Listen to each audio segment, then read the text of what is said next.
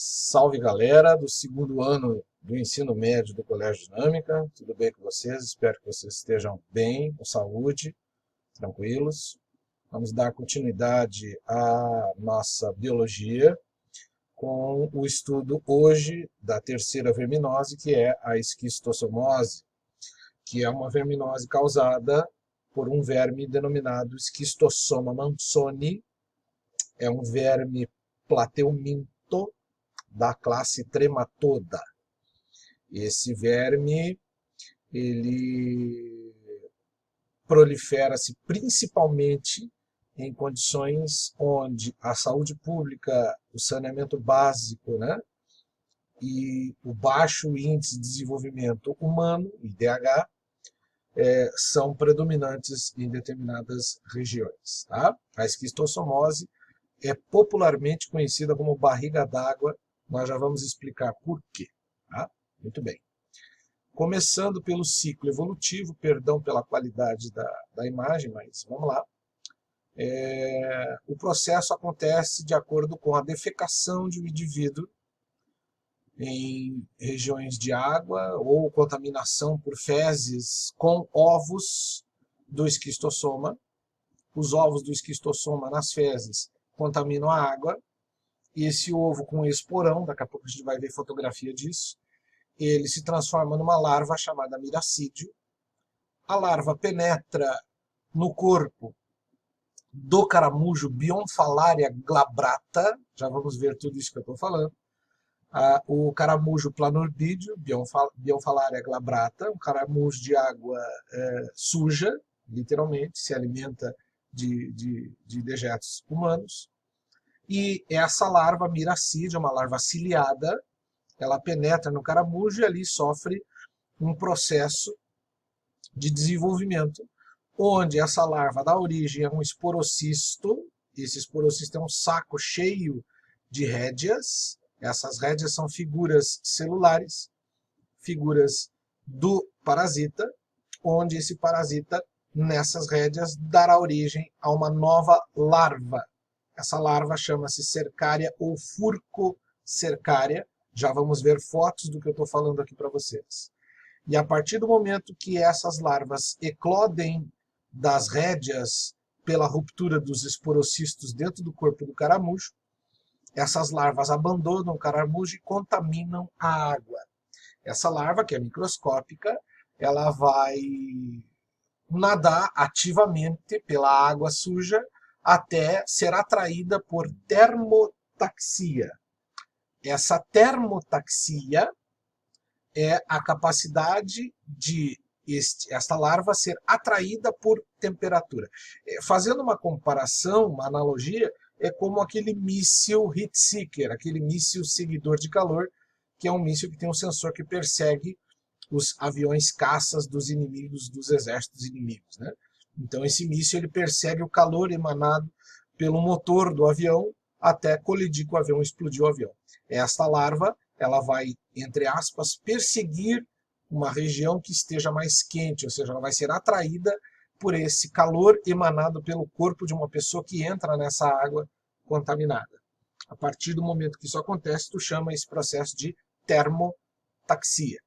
A partir do momento que a larva é atraída, ela vai penetrar pela pele do indivíduo, atingindo principalmente a região do sistema porta, que inclui vasos sanguíneos, o sistema porta hepático, né? Que é um grupo de vasos sanguíneos que abastece fígado, intestinos e baço. Essa estrutura e essas características nós vamos estudar adiante daqui a pouquinho.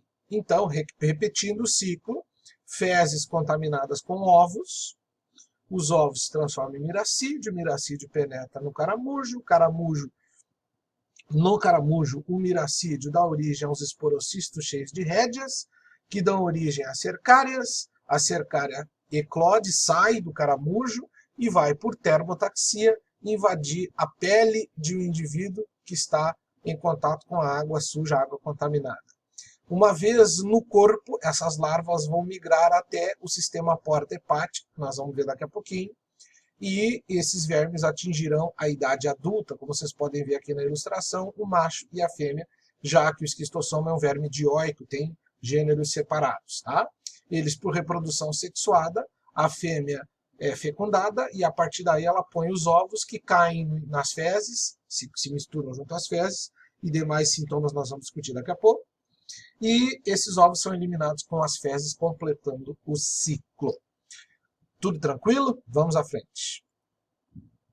Aqui uma ilustração mostrando para vocês o sistema porta-hepático do nosso corpo. Aqui, coração, que não participa do sistema porta-hepático. O músculo diafragma, representado aqui em branco. E a parte colorida que nos interessa, o fígado, a artéria, a veia hepática, a veia porta, veia esplênica, porque abastece o baço, veia mesentérica inferior, que abastece intestino delgado, mais na região do íleo e intestino grosso, veia mesentérica superior, que abastece o intestino grosso. Aqui a artéria aorta e aqui o ramo descendente, chamado veia cava inferior. Então, o sistema porta constitui todas esses vasos sanguíneos, veias e artérias hepática e porta, veia e artéria esplênica, veias e artérias mesentéricas. Então, a larva, como a gente citou no ciclo, ela vem e infecta essas regiões e os vermes se multiplicam, se reproduzem, se desenvolvem nessa região. Ok? Esse é o sistema porta hepático.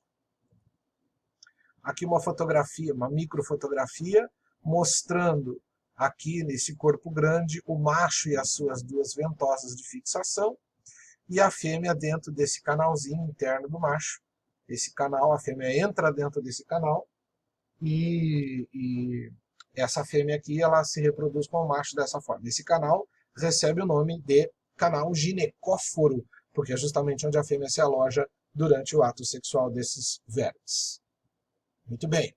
Nós temos aqui uma microfotografia em coprocultura, ou seja, o exame de fezes, uma fotografia de microscópio comum, o ovo com o esporão, porque esse ovo ele é móvel e esse esporão ele usa para perfurar tecidos no nosso corpo, gerando lesões muito sérias. Aqui, uma fotografia das conchas desse caramujo aquático, né, que é um caramujo planorbídeo.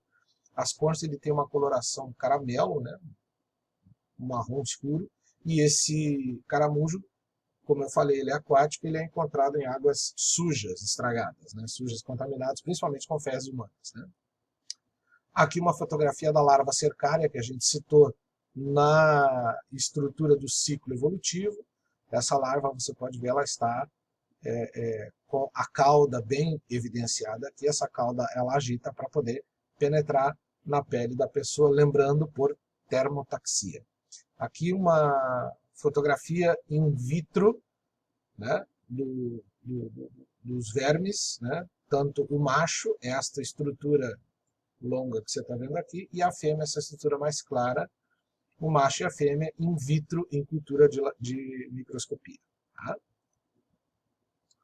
Então vamos aos sintomas. A esquistossomose ela apresenta 3 etapas, né? A fase pré-postural, a fase aguda e a fase crônica. Né?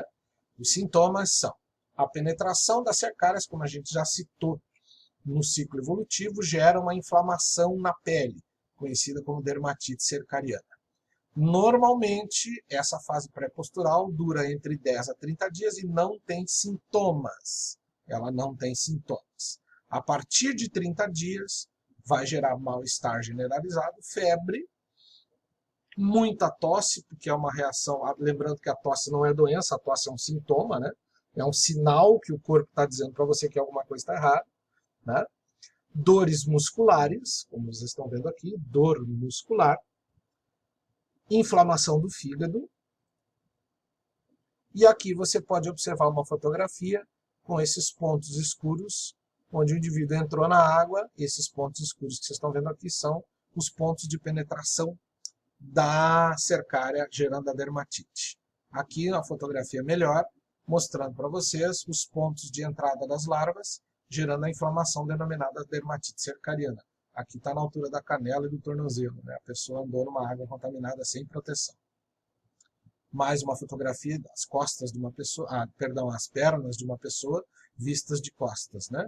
Pode ver que ela está toda contaminada, cada ponto preto desse aqui representa uma infecção.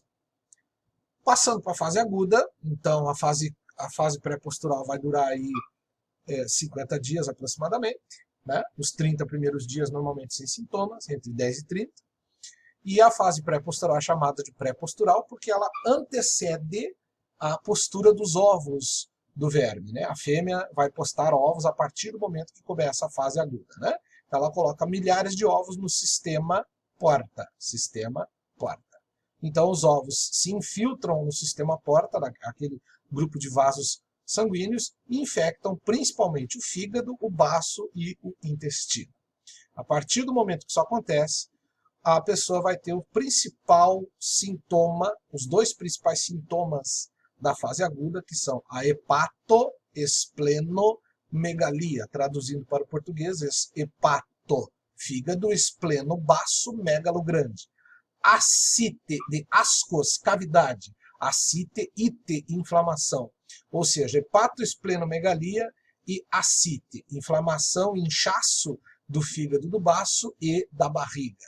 Daí aquele inchaço característico da barriga que o povo chama de barriga d'água. Febre alta e dor, diarreia e emagrecimento pela desnutrição, os sintomas alérgicos continuam e a pessoa vai ter inflamação do sistema linfático, porque o sistema linfático é o que traz o nosso, junto com o sangue, traz o nosso sistema de defesa e há um inchaço natural. Normalmente, sem nenhum tratamento, é possível que a pessoa entre em óbito ou passe para a fase crônica, né? Na fase crônica, a pessoa vai ter sintomas terríveis que nós vamos discutir na aula subsequente, que é a aula número 2 da esquistossomose. Nesta aula, vocês podem ver aqui um exemplo do indivíduo. O médico, inclusive, fez com caneta o desenho do fígado, e do baço inchado, além da ascite. Notem o tamanho da barriga do indivíduo, bem como o estado de emagrecimento, desnutrição, enfim, pessoa que, infelizmente, não tem acesso à informação e acaba se contaminando, né? Na fase crônica, vamos dar o início à fase crônica, porque tem muito detalhe e a gente vai trabalhar na sequência. Então, normalmente, em períodos, fases da fase crônica, né, se o indivíduo não morrer na fase aguda, pode morrer na fase crônica, sem tratamento, evidentemente, ele vai começar a fazer cocô com sangue, né? Vai fazer cocô com sangue. Vai ter prisão de ventre. Então, o fibrosamento é a perda da elasticidade intestinal por causa das lesões geradas pelos ovos. Vai continuar desenvolvendo a tosse, né? E a infecção do fígado continua em alta, né? Ele vai perder a capacidade de elasticidade de uma alça reto-sigmoide, ou seja, a válvula que regula a entrada de fezes do cólon sigmoide para o reto. Então ele pode desenvolver a partir daí descontrole na hora de defecar. A hemorragia intestinal e o tenesmo, que é esse descontrole que eu citei, serão constantes por causa das lesões geradas pelas infiltrações dos ovos nas camadas do intestino. O fígado vai inchar mais e agora vai passar a ser dolorido. Se um médico for fazer um processo de semiologia, ou seja, fazer a investigação palpatória, o paciente vai sentir dor ao toque, né? As lesões podem gerar pequenos tumores, as chamadas formas pseudoneoplásicas, né? Gerando a redução da estrutura do tecido intestinal, que é a chamada de fibrose de Simmers, né? A destruição do fígado e a barriga d'água continua em alta e o indivíduo vai ter obstrução dos vasos e alta pressão no sistema porta. A fase crônica será discutida na sequência, na próxima aula, na parte 2 da esquistossomose, tá? Nessa parte nós veremos o restante. Um abraço a todos.